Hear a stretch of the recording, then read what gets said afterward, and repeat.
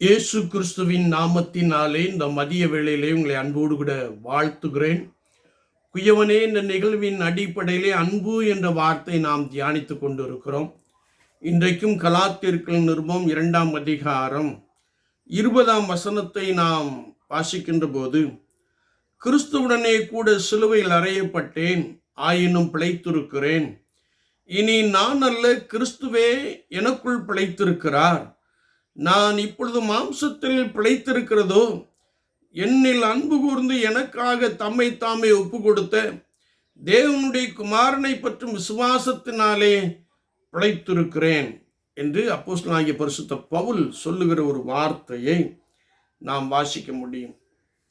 அப்போஸ்தலனாகிய பரிசுத்த பவுல் கர்த்தராகிய ஆண்டவரால் பிடிக்கப்பட்ட ஒரு மனிதன். கர்த்தருடைய விசுவாசிகளை அவன் துன்பப்படுத்தி சிறையில் அடைத்து கொண்டு வந்த அந்த காலகட்டத்திலே ஆண்டவர் ஒரு பேரொளியை வீசி அவனை சந்தித்தார். வேதத்திலே நாம் வாசிக்கின்ற பொழுது அவன் குதிரையிலிருந்து கீழே விழுந்தவனாக, ஆண்டவரே நீர் யார் என்ற ஒரு கேள்வியை கேட்கிறார். இயேசு கிறிஸ்து சொன்னபோது, நீ துன்பப்படுத்துகிற இயேசு நானே, முள்ளில் உதைக்கிறது உனக்கு கடினமாம் என்ற ஒரு வார்த்தையை பயன்படுத்தினதை நாம் நன்றாய் அறிந்திருக்கிறோம்.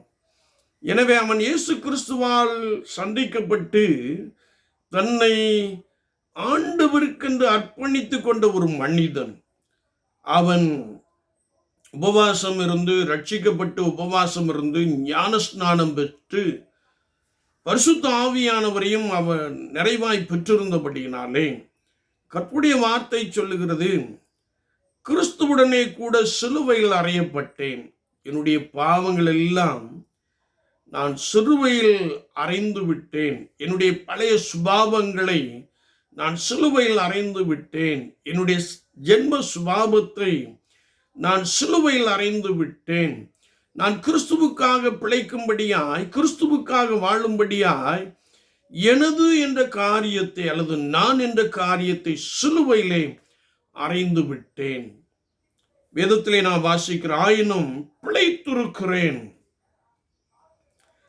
இனி நான் அல்ல, கிறிஸ்துவே எனக்குள் பிழைத்திருக்கிறார் என்ற ஒரு வார்த்தையை நாம் வாசிக்கிறோம். ஒருவன் கிறிஸ்துவுக்குள் இருந்தால் புது சிருஷ்டியாய் இருக்கிறான், பழையவைகள் ஒழிந்து போயின, எல்லாம் புதிதாயின என்று நாம் கர்த்தருடைய வேதத்திலே தேடி வாசிக்க முடியும். ஒருவேளை நான் இயேசுவுக்காக பிழைத்திருக்கிறேன் என்று சொல்லுகிற ஒரு வார்த்தையை நாம் இங்கே பலமாய் அறிந்து கொள்ள முடியும். அதனென்றால், நான் இப்பொழுது மாம்சத்தில் பிழைத்திருக்கிறதோ, என்னில் அன்பு கூர்ந்து எனக்காக தம்மை தாமே ஒப்பு கொடுத்த தேவனுடைய குமாரனை பற்றும் விசுவாசத்தினாலே பிழைத்திருக்கிறேன். இயேசு கிறிஸ்து என்னுடைய பாவத்திற்காக அவர் பாரமான சிலுவை எடுத்துக்கொண்டார். என்னுடைய அக்கிரமத்திற்காக அவர் சிலுவையிலே அடிக்கப்பட்டார். ஒருவேளை என் கால்கள் ஓடி தீவிரித்து சென்ற பாவத்திற்காக அவர் கால்களிலே ஆணிகள் கடாவப்பட்டார். அவருடைய முதுகு உளப்பட்ட நில போல காட்சி அளிக்கிறது. அவருடைய சிரசிலே முள்முடி சூட்டினார்கள். வேதத்தை நாம் இன்னும் வாசிக்கின்ற பொழுது அப்போஸ்தலனாகிய பரிசுத்த பவுல் சொல்லுகிறார், ஒரு எனக்காக அவர் சிலுவையிலே ரத்தம் சிந்தினார்.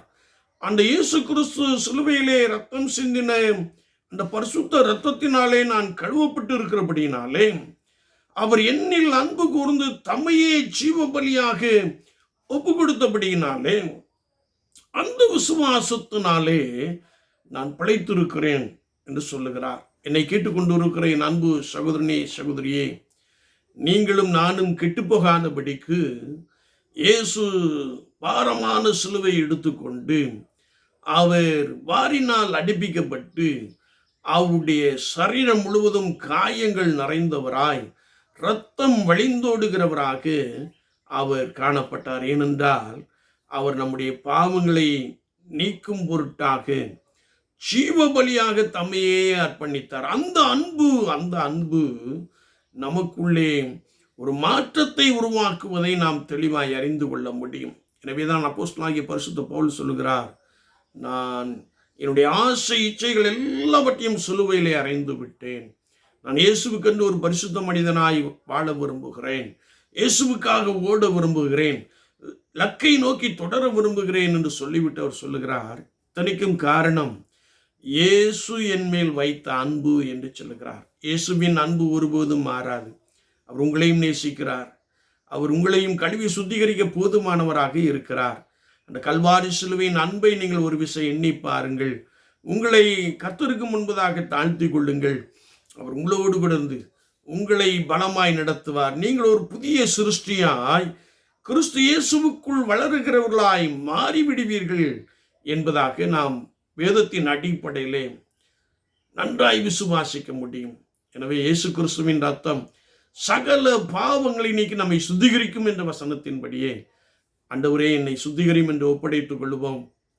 நம்முடைய ஆசை இச்சைகள் எல்லாம் சிலுவையில் அறைந்து விடுவோம். அவருக்கு பின் சென்று நடப்போம். அவர் நம்மீது வைத்த அன்பினாலே தம்முடைய சரீரத்தையே அடிக்க ஒப்பு கொடுத்து ரத்தம் சிந்தினாரே, அந்த அன்பை எண்ணி பார்ப்போம். நாம் கர்த்தருக்குள்ளே பலப்படுவோம். பரிசுத்தமாய் நடக்க ஆண்டவர் நமக்கு அதிகமாய் உதவி செய்வாராக. தேவன் தம்முடைய ஒரே பேரான குமாரனை விசுவாசிக்கிறவன் எவனோ அவன் கெட்டு போகாமல் நித்திய ஜீவனை அடையும்படிக்கு இவ்வளவாய் உலகத்தில் அன்பு கூர்ந்தார். உலகம் ஒரு வாழ்க்கை மாத்திரமல்ல, டெம்பரரி லைஃப். ஆனால் அழியாத ஒரு வாழ்க்கை உண்டு, நித்தியமாய் வாழுகின்ற ஒரு வாழ்க்கை உண்டு. அதை பெற்றுக்கொள்ளும்படியாய் ஆண்டவர் உங்கள் மீதும் என் மீதும் அன்பு கூர்ந்தார். அவருடைய அன்பை நாம் எண்ணி பார்ப்போம். நம்மை அவருடைய சமூகத்திலே ஒப்படைத்துக் கொள்வோம். ஆண்டவரே, நீர் விரும்புகின்ற பரிசுத்தத்தோடு கூட வாழக்கூடிய சத்துவத்தை தாரும் என்று கேட்போம். கர்த்தர் கொடுப்பார். நீங்கள் மிகவும் ஆசீர்வதிக்கப்பட்டவர்களாய் மாறி விடுவீர்கள். ஆண்டவர் தாமே இந்த வார்த்தைகளை கொண்டு உங்களை பலமாய் நடத்துவாராக. ஆமீன், ஆமீன்.